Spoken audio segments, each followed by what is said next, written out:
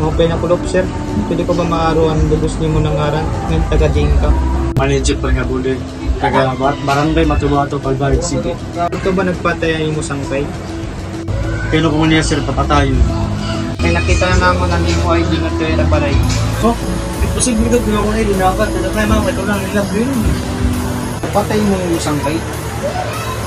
Ako? Napatay ka mong sangkay? Pero, badi ko ito. Bubuhat ako na sangkay. Bayan ako ng sangkay.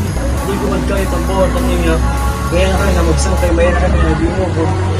May babaran nila diat namin na niya po. Marang kraman ito, di ba? Hindi naman pagpatay ko. Hindi na. Mamatay pag kaya. Hindi na ka nagpatay akong sangkay. Anong rason na nahimon mo batayan mo yung sangkay? Wala ko nga niya patay. Ay ka kanina na ako. Nakatukas lang. Sumunda ka na akong klase.